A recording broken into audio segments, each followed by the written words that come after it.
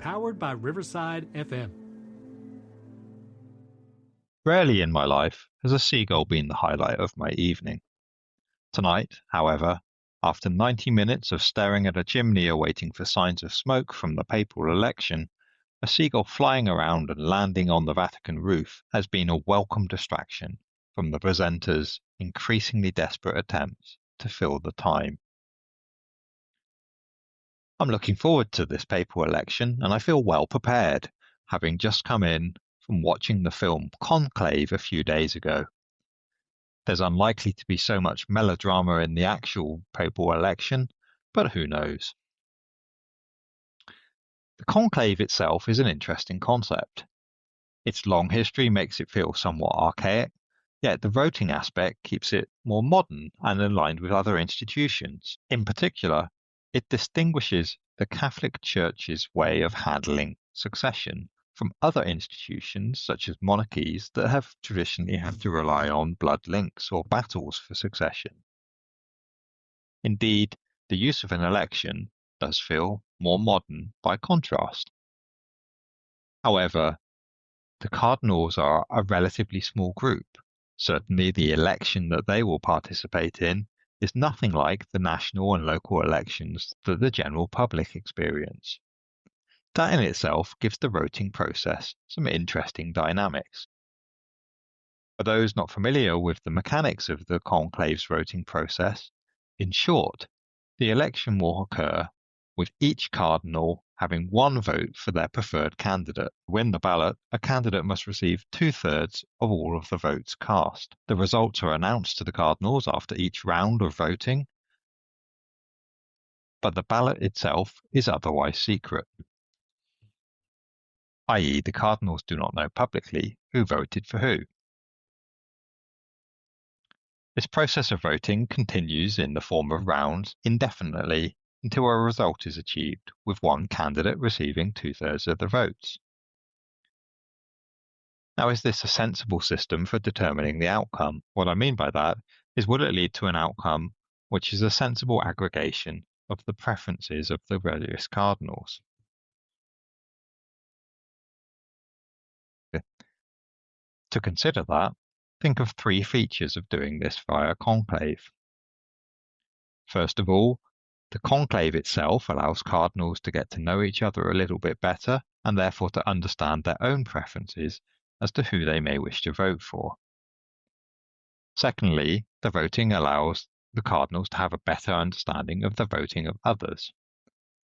And thirdly, related to the second one, it leaves them some scope for strategic voting in a way which will maximize the chances of a candidate that reflects their preferences, i.e. it has some similarities for voting systems that allow you to rank your preferences across candidates. To look at some of these features of the election, let's look at a hypothetical example.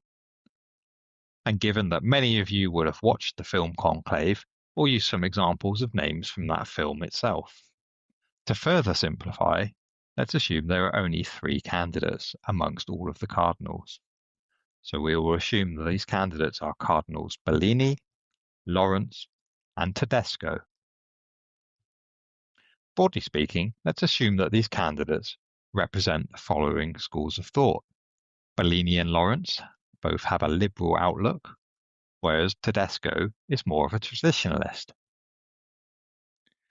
Now consider what happens if 30% of the cardinals were to vote for Bellini in the first vote, 30% for Lawrence, and 40% for Tedesco. None of these candidates received the required 2/3 majority. The vote is split between them, and specifically, the Liberal vote is split between the 2 candidates Bellini and Lawrence. One can therefore think of this first round as a way of identifying broad preferences amongst the cardinals. It's a form of signalling to each other. This is one of the benefits of the multiple round system, is rather than just attribute the award to the candidate with the highest number of votes, in this example to Tedesco with his 40% of votes, it gives scope for more strategic voting amongst those with closer preferences, i.e., in this example, those cardinals voting for the Liberal candidates have the opportunity to consolidate their votes around one candidate. The multiple rounds allowed cardinals to signal this to each other through their votes, as well as through the conversations that they have elsewhere in the conclave.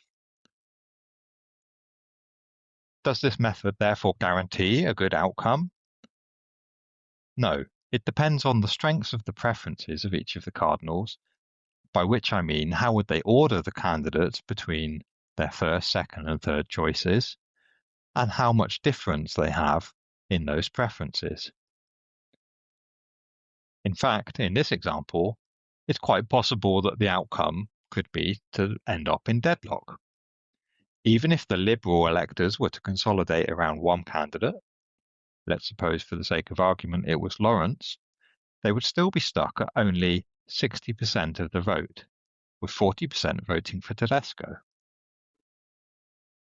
If the Cardinals continue to vote along with their true preferences, this outcome could endure indefinitely. At this point, we return to some of the other benefits of the conclave.